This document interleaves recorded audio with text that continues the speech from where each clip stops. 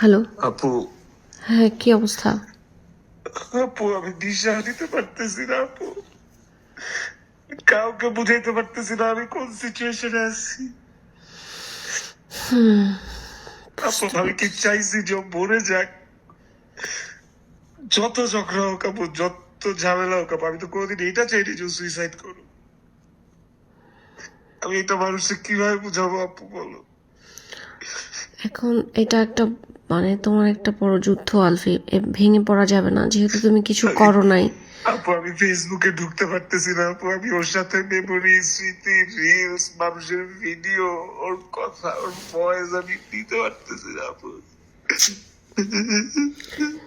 কিন্তু আলফি, তুমি যদি এই মুহূর্তে দেশে না আসো, ওর লাশ যদি তুমি না দেখো, এটা আরো অনেক, তুমি সারা ওর জীবন। লাশ দাফন হয়ে গেছে। আমি আসতে আসতেই আমার ফ্লাইট ছিল 3টা, আমি তো গতকালকে কোনো টিকিট পাই নাই, বিজনেস ক্লাস, ট্রানজিট, কোনোভাবে ফ্লাইট পাই নাই কালকে। আজকে 3টা টিকিট কাটছি, বাট এর মাঝখানে ওরা লাশ নিয়ে ময়মনসিংহে চলে দাফনও করে দিছে আপু। ওর বাবা মার ইন্টেনশন ছিল যে ওরা আমাকে লাশ দেখাবে না, কালকেই বলছে। শিট। আমি ওর বাবা মা, ওর ফ্যামিলি যেরকম এগ্রেসিভ হয়েছে স্বাভাবিক, বাট স্টিল যে এগ্রেসিভ হয়েছে, আমি যাওয়া মাত্র দে উইল হার্ম মি। আর আমার যদি এখন কোনো ক্ষতি হয় আপু, রিজিকের কে আছে বলো? তো আমার জন্য ওয়েট করতেছে, আমাদের ফোন দিয়ে বলতেছে বাবা তুমি কখন আসবা।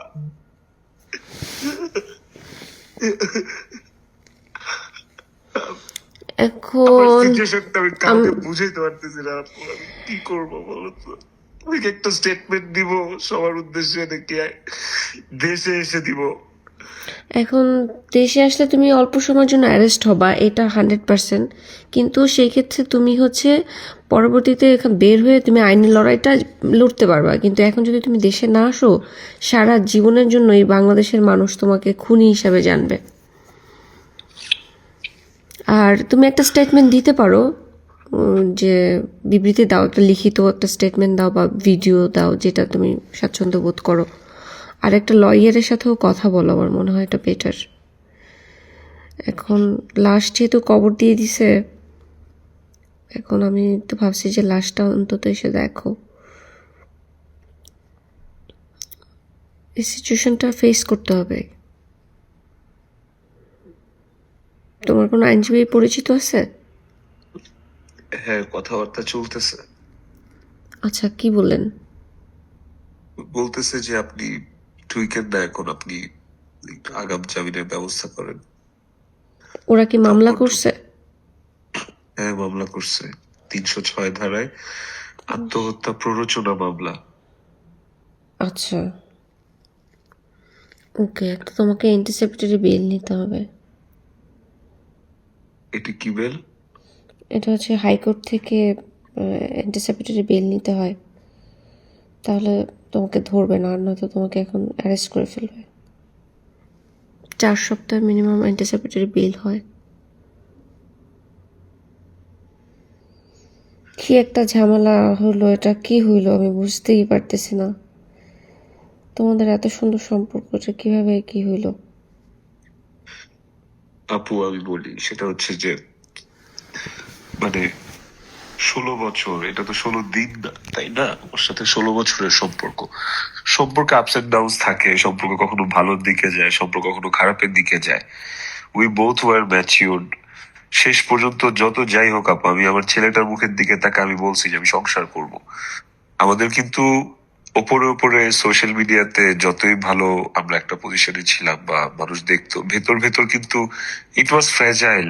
খুব বাজে একটা সিচুয়েশনে ছিলাম আমরা দুইজনই। যেভাবেই হোক আমার দিকটা মানুষের কাছে রিভিল হয়েছে, ওর দিকটা হয় নাই। আমি চাই না এখন ওইভাবে হোকও, কিন্তু মানে ও আমাকে ভালোবাসতো আপা, আমি ওকে ভালোবাসতাম, কিন্তু এমন ঘটনা, এমন কনসিকুয়েন্সেস ঘটছে এই 16 বছর, যেটাতে মানে থাকে না অ্যাজ এ হিউম্যান বিং। আমি যদি শুধু আমার কথাটা বলি, একটা সময় না ভালোবাসাটা মায়ায় পরিণত হয় অনেক ইনসিডেন্টের কারণে। আমার ভালোবাসাটা ওর জন্য একটা মায়ায় পরিণত হয়ে গেছিল। এন্ড দ্য থিং ইজ, মানে আমি অনেক কিছু সাফার করছি আপু, কিন্তু আমি তো এগুলো কাউকে বলতে পারবো না। আমি কারে বলবো এইসব কথা? কে শুনবে, কে বুঝবে এইসব কথা আমার? কিন্তু তো তোমাকে যাই হোক, এখন আমি বলতে হবে, পুরো গল্পটাই দিন বলতে শেষে হবে। দিন শেষে আপু দিন শেষে আপু আমি আমার সন্তানের দিকে তাকে আমি সংসারটাও করতে চাইছি। মানুষ এইটারও নেগেটিভলি নিতেছে যে শুধু রিজিকের জন্য সংসার। হ্যাঁ, তো যখন একটা ফ্যামিলিতে একটা সংসারে যখন স্পার্ক থাকবে না, তখন বাচ্চার মুখের দিকে তাকায় সংসার করবো না? আমি ওইটাও চাইছি। বেটার হয়তো তোমরা দুজন আলাদা থাকতা, বেঁচে থাকতা। আমি আমি ইভেন আমি ওকে এইটাও বলছি যে আমরা আমাদের বাচ্চার জীবনটা নষ্ট না করি। আচ্ছা, আমরা একজনের সাথে থাকতে পারবো না, ফাইন, আলাদা থাকি, মিউচুয়ালি থাকি, কিন্তু এই আমি কি চাবো যে ও আত্মহত্যা করুক? যে কারণে আমি আমার বাচ্চার মুখের দিকে তাকায় সংসার করতে চাইছি, what was the reason? Reason হচ্ছে আমার বাচ্চাটা যেন মাকে পায়। তিথির কাহিনীটা কি? তিথির কাহিনীটা আপু এইটা খুব গ্র্যাজুয়ালি ডেভেলপড হয়েছে আপু, এটা একদিনে ডেভেলপড হয় নাই বিষয়টা। আর মানে থাকে না, যখন আমরা যখন একটা সম্পর্কে থাকি, একটা সম্পর্কে যখন ভাঙন হয়, তখন তো ওই সম্পর্কটা থেকে আমরা বের হই। এখন আপু আমি কি বলবো, এটা আসলে আমি আসলে বলে বুঝাইতে পারবো না বিষয়টা আপনাকে। মানে মানে ফোনে না, আমি আপনাকে যদি সামনাসামনি বুঝাইতে পারতাম তাইলে বিষয়টা আরো ক্লিয়ারলি বুঝাইতে পারতাম। আর আমি এখন যে মেন্টাল স্টেটে আছি, এইটা নিয়ে আচ্ছা, আমি তাহলে আসলে তুমি বর্ণালী যেই লেভেলে মেন্টাল কি স্টেটে বুঝাবো? আসো, তুমি আমার মনে হয় তাহলে এখন কোনো স্টেটমেন্ট দিও না, ভুলভাল স্টেটমেন্ট দিবা। তোমার এই এখন যেই কথাগুলো বলতেছো আমাকে, এর একটা রেশও যদি তোমার স্টেটমেন্টে থেকে যায়, তুমি ফেঁসে যাবা। তুমি আমার সাথে খুবই কাছের মানুষ হিসেবে কথা, মানে মনের কথাটা বলতেছো, উইচ ইজ ফাইন, বাট তুমি লয়ারের পারমিশন ছাড়া স্টেটমেন্ট দিও না। আচ্ছা, লয়ারকে আমি জিজ্ঞেস কিছুই করে দাও। বুঝতেছি না আমি আসলে কি করবো আপু। হ্যাঁ, আমি বুঝতেছি তোমার সাইকোলজি এখন সব স্বাভাবিকভাবে, কিন্তু তুমি যা আমাকে এতক্ষণ বললা, তার একটা বিন্দু পরিমাণ যদি তোমার স্টেটমেন্টে ফুটে আসবে, এটা স্বাভাবিক, কারণ তুমি এখন ভালো নাই। সো এটা তোমার বিপক্ষে চলে যাবে। তুমি লয়ারের সাথে কথা বলো, তারে বলো যে একটা আইনসম্মত একটা বিবৃতি সে যাতে লিখে দেয়, ওইটাই তুমি পাঠ করো।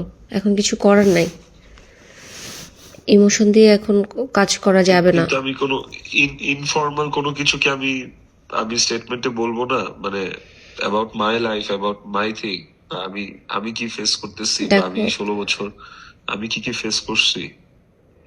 তিথির গল্পটা সত্যি, যেটা পাবলিক মনে করতেছে, এটা এখানে কোনো ঝামেলা নেই। মানুষ অনেকভাবে বিচার করে, প্রত্যেকটা জিনিসে তোমার ভুল ধরবে। তারপরে তুমি দেশে আসো নাই, সেটা একটা ভুল ধরবে। তারপরে তুমি লাশ দেখতে পারো নাই, যে কোনো কারণেই দেখতে পারো নাই, কিন্তু এটাই তোমার অপরাধ হিসেবে গণ্য হবে। এরপরে তোমার বাচ্চা, এগুলো সব কিছু মিলে তুমি বিপদে পড়ে যাবা। যেটা সত্যি সত্যি যদি তোমার ইন্টেনশন না থাকে ও সুইসাইড অ্যাটেম্প করুক, বা মানে ওর লাইফটা খারাপ করা, এটা যদি তোমার সত্যিকার ইন্টেনশন না থাকে, সেটা আগে প্রমাণ করো, মানে বাই কোর্ট।